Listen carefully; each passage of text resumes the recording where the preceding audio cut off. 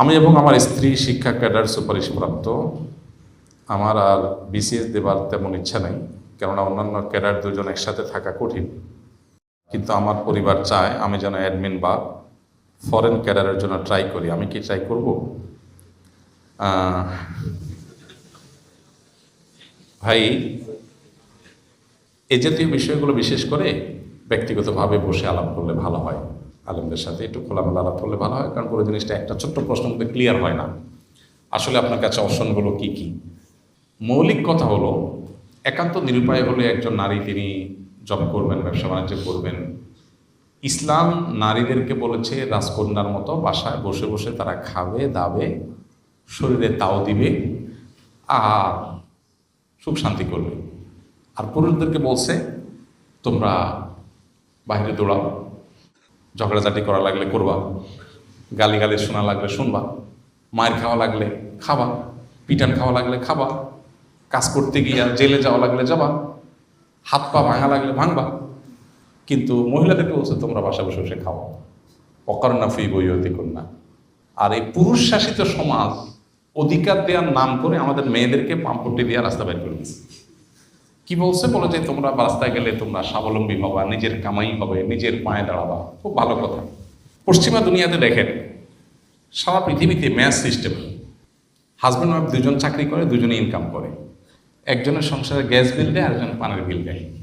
ম্যাচের সিস্টেম না? আচ্ছা, ভালো কথা, মিলের মধ্যে শেয়ারে হলো, ওকে ফাইন।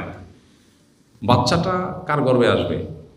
ও আচ্ছা, তো এখানে শেয়ারের সিস্টেম তো নাই নাকি? বাচ্চা গর্বে আসলে সেটা কি খুব আরামের কাজ না কষ্টের কাজ? কত কষ্ট! আল্লাহ বলেছেন হামালাতহু উম্মুহু কুরহা ওয়া ওয়াদাআতহু কুরহা। মায়েরা সন্তানদেরকে অনেক কষ্ট করে গর্ভে ধারণ করেন, আর গর্ভ থেকে যখন ভূমিষ্ঠ করেন, প্রসব করেন, তখন অনেক কষ্ট করে প্রসব করেন। আল্লাহ বলছেন কষ্ট করে করেন, তাহলে এটা কত কষ্টের সেটা বলার অপেক্ষা রাখেন। এটা মায়েরা জানেন, সন্তান গর্ভে ধারণ করা। পেটের সাথে 5 কেজি ওজনের একটা ইট 10 মাস 10 দিন রাখা লাগবে না, শুধু 10 দিন রেখেন, 10 দিন বাইদা রাতে শুয়ে। মানুষ স্লিপ টেস্ট করে, যে স্লিপ টেস্ট, আমার স্লিপ টেস্ট করছে একবার বাসায় এসে, তো এখানে একটা বেল্টের মতো ছোট্ট একটা ডিভাইস লাগাই দিয়েছে, সব মিলে 1 কেজিও হবে না, আধা কেজিও হবে না। কি স্লিপ টেস্ট করবে? আমার রাত ঘুমিয়ে আসে না, কারণ এইটার জ্বালায় কাইতো। আরে এখানে একটা মেশিন লাগানো আছে না, আবার মেশিন নষ্ট হয় না, আমি নষ্ট হয়ে যাই। সেখানে 10 মাস 10 দিন, তাও ইট বাইন্দা রাখলে ইটে তো ডিস্টার্ব করবে না, ওটা পেছন ভিতর থেকে ডিস্টার্ব করে। আহা, কত কষ্ট তাদের। তো আল্লাহ রাব্বুল আলামিন বায়োলজিক্যালি তাকে যে ডিউটি দিয়েছেন, সে ডিউটি তারটা সে শতভাগ করে। বাচ্চা গর্ভে ধারণ করা যেটা সে করে, একটা হোক দুইটা হোক করে তো।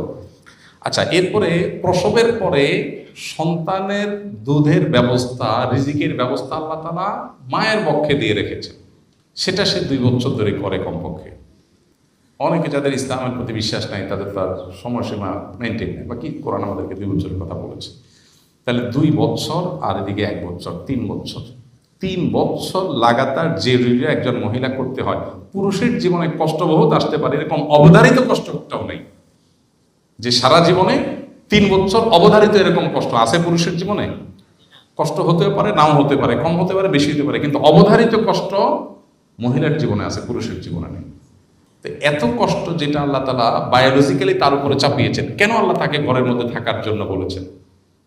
কেন? কারণ তার যে ডিউটি আছে, এই ডিউটির জন্য ঘরে থাকাটা উপযোগী। বাচ্চাকে দুধ খাওয়ানোর জন্য কি অফিসের টেবিল উপযোগী না বাসার বেড? তো আল্লাহ জানেন না সৃষ্টি করেছেন আল্লাহ তাআলা, নাউযুবিল্লাহ, আল্লাহ তো ভালো জানেন, এই জন্য আল্লাহ বলেছেন। এখন আল্লাহর সিস্টেমকে চেঞ্জ করে আমরা মেয়েদেরকে বলছি না ঠিক আছে, তোমাদের তো দরকার আছে টাকা পয়সা, তোমরাও কামাই করো, পাম্পটি দিয়ে বাইর করে দিলাম। বাইর করে আমাদের কামাইয়ের যে দায়িত্ব ছিল, পুরো সংসার চালানোর দায়িত্ব ছিল আমাদের, এখন বলছি পানির বিলটা তুমি দাও, বিদ্যুৎ বিলটা, গ্যাস বিলটা তুমি দাও। তাহলে আমার ডিউটির একটা অংশ তার উপরে চাপাইছি, আর তার ডিউটি 16 আনা সে করতেছে। গর্ভে সন্তান রাখা, দুধ পান করানো, তার ডিউটি 16 আনা সে করতেছে, আর আমার ডিউটির হাফ বা একটা অংশ তার দিয়ে করাই দিয়েছি। নাম দিছি স্বাধীনতা। নাম দিছি কি? স্বাধীনতা। এইটা যদি স্বাধীনতা হয় তাহলে 2 নম্বরই কোনটা? প্রতারণা কোনটা? মেয়েরা যদি বুঝতো তাহলে সেক্ষেত্রে তারা এই জগতে অন্তত পা বাড়াইত। হ্যাঁ, এটাও ঠিক যে মেয়েদেরও সিকিউরিটির ব্যাপার আছে, সমাজে বাস্তবতা আছে, অনেক অমানুষ স্বামী আছে যারা কিছুদিন পর হয়তো তেনতনভাবে তালাক দিয়ে দেয়, তখন তার ভবিষ্যৎ কী হবে? তো তার সিকিউরিটির জন্য শরীয়ত অনেক ব্যবস্থা রেখেছে, সেটা বাস্তবায়ন দরকার। মোহরটা তাকে বুঝাই দেওয়া দরকার, বাবার সম্পদে, স্বামীর সম্পদে, সন্তানের সম্পদে তার যে ভাগ আছে এটা তাকে বুঝাই দেওয়া দরকার। এগুলো যদি হয়ে যায় তার সামাজিক সোশ্যাল সিকিউরিটি অটোমেটিক হয়ে যাবে। তো এই জন্য হাজব্যান্ড ওয়াইফ দুজনেই জব করা এটা একটা সুখী, একটা আদর্শ দম্পতির জন্য কোনো ভালো কোনো আইটেম বা মডেল না। তারপরে যদি কেউ শরিয়ার সমস্ত শর্তগুলো মেনে করতে চায়, শরিয়া নিষেধাজ্ঞা নেই। কিন্তু শরিয়ার মেজাজ যদি কেউ জানতে চায়, তাহলে আল্লাহ এবং তার রাসূলের মেজাজ বা আল্লাহ তাআলার ফয়সালা যদি জানতে চায়, তো আল্লাহ বলেছেন ওয়াকারনা ফি বুয়ুতিকুন্না, মেয়েরা ভেতরের সাইডটা সামলাবে, পুরুষরা বাইরের সাইডটা সামলাবে। এটা অনেক বেটার। সম্ভবত আমেরিকার একজন প্রেসিডেন্ট ওবামা সম্ভবত ওনার একটা সাক্ষাৎকার, সম্ভবত আমি কোনো একটা দৈনিক পত্রিকা, আমাদের দেশে একটা দৈনিক পত্রিকা নিয়মিত প্রতিদিন প্রকাশ হতো, একজন মার্কিন প্রেসিডেন্টের সাক্ষাৎকার, সম্ভবত ওবামার। তো উনি লিখেছেন ওখানে যে আমার দাদি নানিকে আমি দেখেছি তারা আমাদের ওয়াইফদের চাইতে অনেক বেশি হ্যাপি। কেন? তারা জব করতো না, বাহিরের জগৎ নিয়ে তাদের এত আগ্রহ ছিল না, তারা বাসার সাইডটা দেখতো, তারা মানসিকভাবে অনেক সুখী ছিল আমাদের ওয়াইফদের চাইতে। আমাদের ওয়াইফরা দুনিয়া দেখে এবং শপিং মলে ঘুরে বেড়ায়, সারাদিন জব করে, এদিক সেদিক যায়, এদের চাইতে তারা হ্যাপি। দুনিয়াতে সুখী থাকা এটা যদি আমাদের মূল উদ্দেশ্য হয়, তাহলে সুখের জন্য যা দরকার সেটাই করতে হবে। আল্লাহর সিস্টেমের বাইরে মানুষ সুখী হতে পারে না। আল্লাহ আমাদেরকে বোঝার তৌফিক দান করুন। এই জন্য যে ভাই প্রশ্ন করেছেন তার ভালো হয় কোনো আলেমের সাথে একান্ত সাক্ষাৎ করে কথা বলার।